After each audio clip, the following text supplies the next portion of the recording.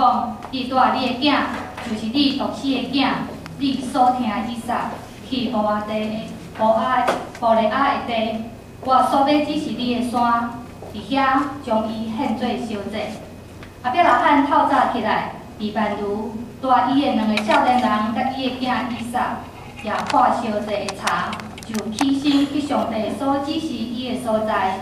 到第3日，阿伯拉罕举目看迄个所在。阿伯拉罕对伊的少年人讲：“恁甲如踮遮听候，我甲囡仔去遐敬拜，就倒来恁遮。”阿伯拉罕将烧祭的茶下伫伊的囝以撒的身上，家己的手举火甲刀，对即碟2人3角行。以撒甲伊的老爸阿伯拉罕讲：“爸啊，伊讲我的囝活伫遮。伊讲你看，火甲茶拢有，总是烧祭样仔伫倒了。”阿伯拉罕讲：“我的囝，上帝要家己备办烧祭的样仔，对即碟2人3角行。”引导上帝指示伊的所在，阿伯拉罕伫遐起坛，将茶摆好，把伊的囝以撒就下伫大年的茶顶。阿伯拉罕就伸手举刀要杀伊的囝。耶和华使者对天叫伊讲：“阿伯拉罕，阿伯拉罕！”伊应讲：“我伫遮。”使者讲：“你毋通伫即个囡仔的身上下手，也毋通对伊怎样做。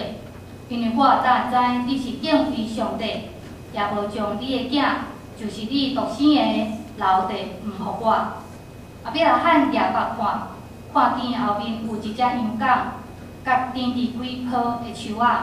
阿伯拉罕就去掠迄只羊羔来献做烧祭，代替伊的囝。阿伯拉罕名迄个所在叫耶和华伊勒，到今仔日人晓得讲。伫耶和华的山要备办。耶和华的使者第2摆对天叫阿伯拉罕讲：“耶和华讲，你已经行即个事，无留你的囝，就是你的独生囝，我就只家己就纸讲，我赐福要赐福你，加添要加添你的福下，亲像天顶的星，海边的沙，你的福下要得到遮个对敌的关爱，各地上万邦要因为你的福下得到福气，因为你听叹我的话。各地上万邦要因为你的福下得到福气，因为你听叹我的话。下面咱们请我对来献。